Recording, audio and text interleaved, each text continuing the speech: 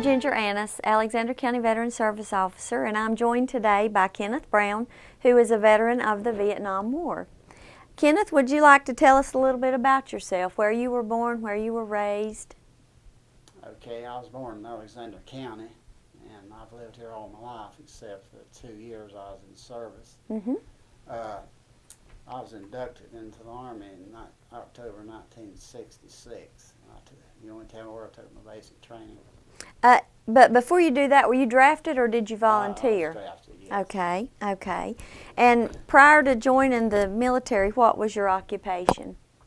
I was working at a sawmill because that's where my dad's brothers, all of them sawmills, so I had a hard job. And then you said you were inducted in 1966? October 66. Okay, and you were in which branch of service? The Army. Okay. And where did you go for your basic training? I went to Fort Bragg, North Carolina. Okay. What was the highest rank that you attained in the military? E5 Sergeant. Okay. And where were you stationed? When? Anytime. Okay, when I went from basic training at Fort Bragg, I went to Fort Jackson, South Carolina for advanced infantry training. Okay. And then from there? I went to California, Fort Ord, and that's where they shipped us out from. Okay. How long did you get to stay in California? About 2 days.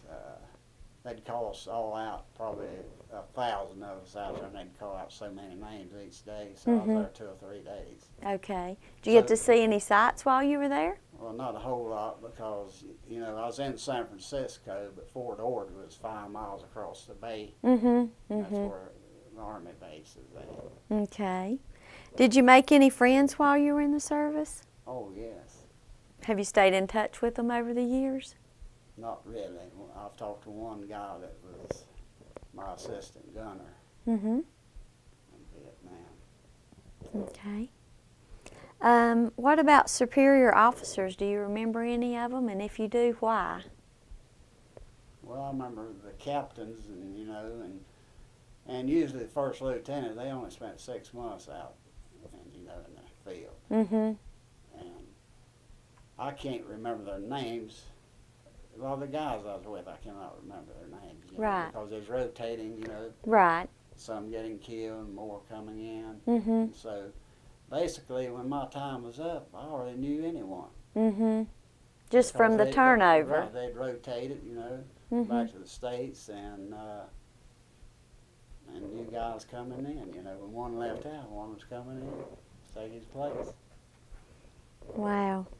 Can you relate any skirmishes or battles you were in when you were in the service? Yes, several of them. The worst one, I told this, you know, when it was in the auditorium, Veterans Day, I guess. I'd only been there about 2 months, and my squad was out front on patrol, and the rest of the company was behind us, you know, a good ways back, and we got into a machine gun nest, and they killed, there's 12 of us. They killed 7, 3 was wounded, and that left me and my assistant gunner. And we was pinned down all day. And see, I carried a machine gun. I'd never seen one. I got to Vietnam, I weighed 120 pounds, and they had me a 23-pound machine gun. So you had to be pretty buff back then to be able to lug that thing around. Yes, I was tough, you know, when I went in, work, the type of work I was doing. And that was one of the most dangerous positions other than walking point. Because everybody wanted the machine gunner to get them knock out first. the machine gun and the radio man. That's the 2 men they're going to get. Right. But most time they'd let the point man get on in. He'd be out front, maybe, you know, 100 feet. And his most dangerous stepping on a mine or something like that. Because most time they'd let him in so the rest of us get in there. Right, right. Now you said you were assigned to the machine gun. Were you assigned to any other weapons? No, that's the only one well, when I made sergeant, I was a squad leader. So I was over 11 men. Okay. So for about 2 months I carried a M16 rifle. Okay, so it lightened your load just a little Yes. bit. That was... And I still weigh the same thing, about 20 pounds. Okay. What kind of conditions or hardships did you face when you were in the service? Did you have a place to sleep? Did you just sleep on the ground in the woods, or? In the jungle, we slept on the ground. What we'd do, we'd get up each day and we'd search and destroy. Mm-hmm. Wherever we got that afternoon, we'd build it, dig in foxhole to compass the size perimeter. Mm-hmm. And we'd have 2 men to the foxhole. Mm-hmm. And if you slept 3 hours a night, you was lucky. And if there's any movement out front, it's 100% alert. You Right. didn't sleep at all. But if you got 3, one would be awake and the other would be sleeping. Okay, But so somebody was awake all the If time. you got 3 hours to sleep a night, you was lucky. Mm-hmm. What about food? How did you get your food while you were Well, out there? We had sea rationing. Some of them were left over in World War II, I believe, because the cans was rusty. But anyway, they'd bring us out hot dinner, suppers, sometimes breakfast. Oh, okay. So I was in the 1st RCAL division, Mm-hmm.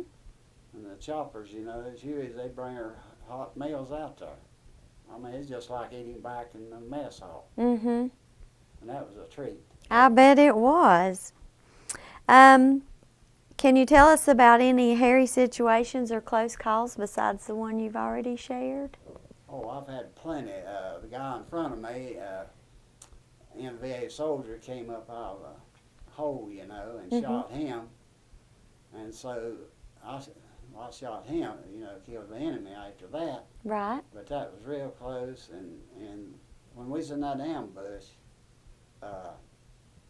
there's a little bush beside my head, and the machine gun cutting leaves off it, you know. Mm-hmm. And so it was probably 120 degrees over there, and I was laying out behind this rice paddy dyke, and it was so hot. I had an apple in my side pockets, you know, Mm-hmm. and that thing was baked just like it's in the oven. I guess me being so scared, Right. and you know, the adrenaline really. The body heat yeah, and the... adrenaline and the heat of the, you know, the weather, and so I'm not kidding. You know, that apple was baked, What about that? and you know. So I had some rough experiences, you know. It's hard for me to talk about a lot of them, but, you know, I'll try to answer anything you want to know. Mm-hmm. Well, now at the Veterans Day thing, you talked about being a tunnel rat. Yes. Explain that to us. Well, I volunteered for that. See, I carried a 45 Mm-hmm. pistol Mm-hmm. because I carried the machine gun. Right. Because a lot of time maybe I would need this 45 pistol, you know. Right. And so they want somebody to volunteer to go in these tunnels. And 2 men would stick me down in them. Me with a 45 and a flashlight.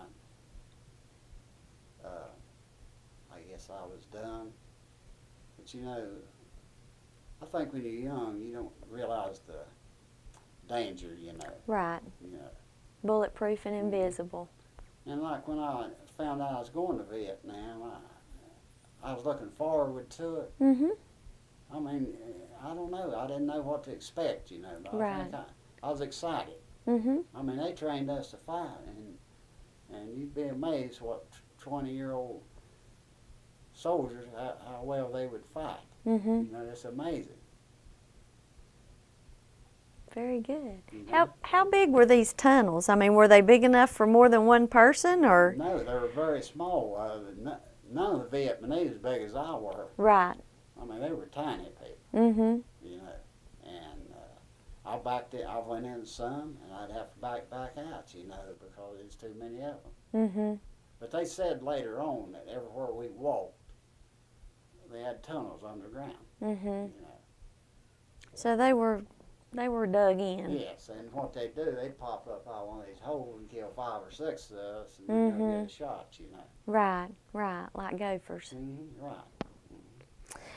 How did you handle being away from home and family? Well, during basic training, I was really homesick, but I got to thinking, there's 10,000 more boys here. They're just as homesick as I am. Mm-hmm. So after a couple of weeks, I was in the groove, you know. Right. You know? You figured you'd just join them and you'd all get through it. Yeah, I'd never been anywhere Mm-hmm. because I raised on the farm. I worked all my life. And never went anywhere. Never seen the beach until I was 40 years old. Am I talking about too many different things? No, you're fine. You're fine. Did faith play a part in helping you cope with your time away or your time during bad times? Yes, faith. Yes, I was a Christian when I went over there. Probably prayed a lot. Yes, I remember when we was fixing to leave, and there's one guy in my platoon, he's an atheist, and I remember the platoon sergeant saying, "Son, when you get to Vietnam, you'll believe there's a God." And I thought about that many a time. You know? He said, "I don't believe." He said, "Son, you get to Vietnam, you'll believe." Now, had your platoon sergeant already been over there, or he just knew and had heard what was going on and what to expect? Well, I don't know if he'd been there or not, but I think he was, you know, he believed in God, you know. Okay. What did you do for fun or during your leave time? You know, I didn't take an R&R to my 11th month. Most of the guys took them at 6 months. I think I was so gung-ho, I didn't even want to leave. But the experience I had coming back, they always brought our water out in the afternoon, 5-gallon gas cans. Now, they were new cans, you know. Right. Okay, my company was being mortared real heavily. And we was up at Quan Tree then. That's farthest north we'd been, almost to the DMZ. And door gunner told me, he said, "Sergeant Brown, kick the water out, and then you jump." Well, I just cleaned my rifle. When I jumped, probably 15 feet, in the rice paddy, and that rifle went straight down in the mud. Uh-oh. And so I remember that real good. But if you don't get off those choppers, they'll push you off. So they don't have any doors on them. And 6 combat soldiers can ride on one of those Hueys. Right. And so that's how we traveled around, you know. We might stay out there 40 days. I went 40 days without a bath. We'd come back and stay in a couple of days, get new fatigues, resupplied, back to the jungle.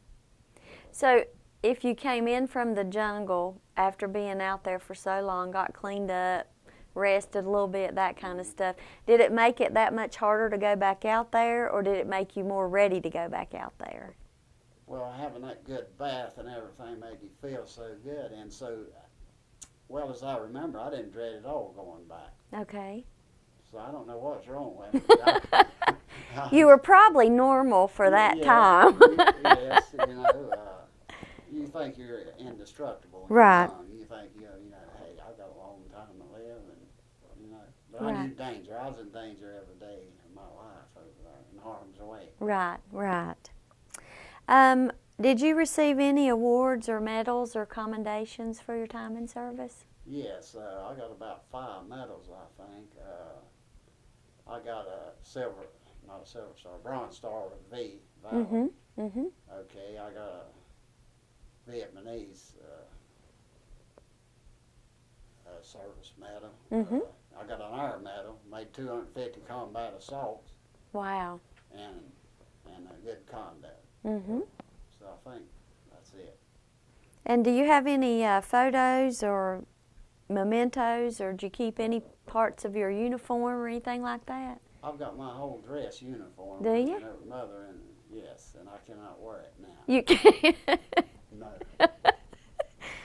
So have you tried it on lately? I'll probably gain it. I weigh about 155 pounds. So, right.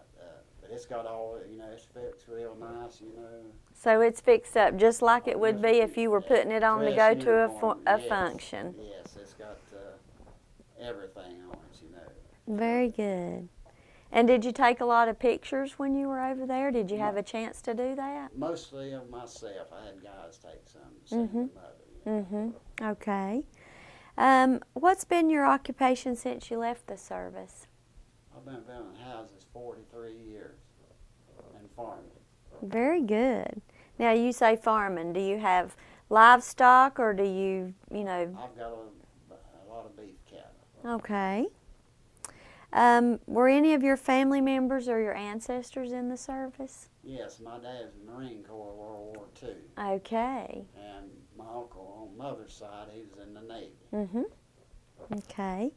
I didn't ask you this before, but you weren't married when you went into the service to start with, were you? Yes. Oh, I okay. was 20 years old, and my dad said, "Son, how crazy can you be? You know you're going to Vietnam." A few months over there, I got separation papers.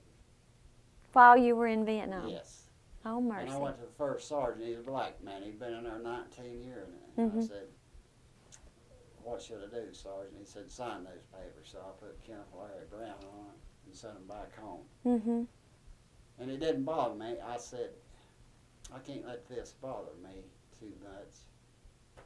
Because if I live to get out of here, maybe I can get anybody I want." That's right. That's exactly right. You know, I mean, I had to have that attitude. Right. You know, but so many guys got Dear John letters, you know, and, you know, you've heard the song, "Oh, I hate to write." But, so it bothered me some, but not that much.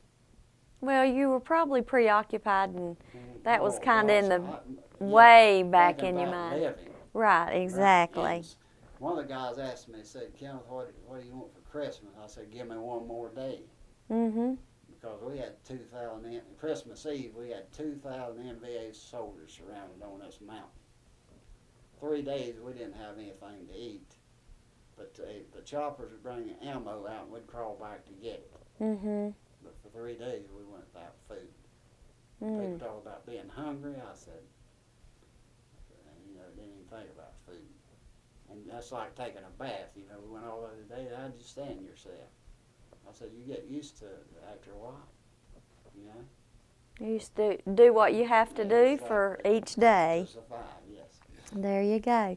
Now, are you married now? Yes, I've waited almost 30 years to remarry. Joyce and I dated for 9 years, and she said, "Kenneth Brown, it's now or never." And so we've been, this June the 3rd, we've been married 18 years. Well, congratulations. Thank you. It was worth the wait then, wasn't it? Yes, she's a good woman, and, you know, and that was foolish me getting married that young. But, you know. Well, we all live and learn things. Oh, yes. Some people do. It's good to learn. Now, do you have any children or grandchildren? No, I don't. Joyce has 2 daughters. Okay. And do you want to know a little bit about my family? Sure, absolutely. Okay. I'd already graduated from high school when my brother was born. Mother and Dad didn't think they'd have any more children, so I was 20 years older than my brother. So I've got a sister.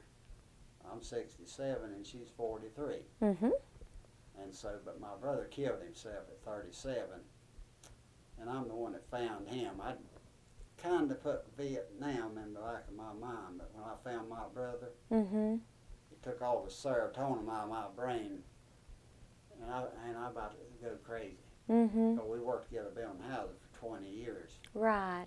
And I'm the one that found him. No one in the family seen what I did. And so I really had a hard time dealing with that. Right, of course. And I don't have any children. But let me tell you about Mother. She was 70 years old before she had her first grandbaby. Okay. So she was ready. Yes. So I have a niece and 2 nephews. Very Our good. family is very small. And a very close family, too, it sounds like. I'm a mama's boy. I go by every morning before I went to work and every afternoon. And there is not one thing in this world wrong with that. You let us know about it. That's right. Are you active in any of the local veteran service organizations? No, I'm not. The only thing, I belong to a church, and I need to. I really need to. I'm a member of a church, but you know, I thought about it. I need to join. You know, I talked to you before, and I still got the application. Well, we'd love to have you. What would you say to any of the youth today that would be interested in the armed forces? What advice would you give them? I would tell them if I was a young man, I would definitely go in the military because the pay is good now, and if you just decide to get out, you can probably go to college. You got all kinds of maybe scholarships or something. But I know if I was a young man, I would definitely, and I think I would make a career out of it. And I'll tell you the biggest reason I didn't stay in. I had a critical MOS. Mm-hmm. They said they guaranteed me 1 year in the United States, but they could send me back to Vietnam. Right. And I said, I believe I'll go home. But now I wish I'd stayed. Right. You know, Well, everybody that's gotten out, you know. right. Do you have any other advice for the youth of today? About anything? About life in general?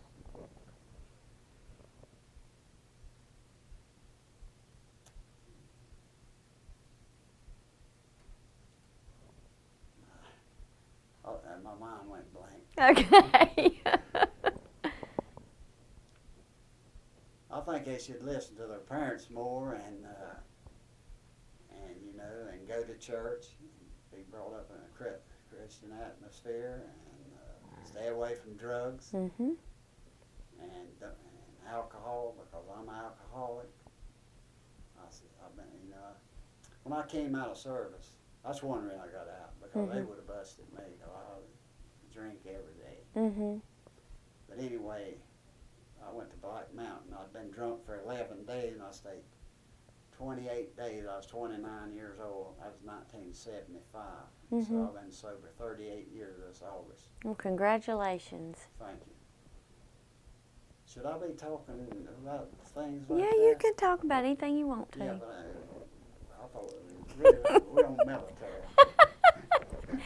Well, But anyway, we're on military and life Yes, in general. But I would like to tell the young people, you know, to leave drugs and alcohol on. I never mess with drugs, but I was alcohol. And I'm just one drink away from being drunk. Wasn't not enough, 1,000 too many. Right. You know? And I hate the stuff. It did turn into it. Well, Mr. Brown, I want to thank you so much for sharing with us today. And I want to especially thank you for your service to our country. Well, thank you for yours, because you did it.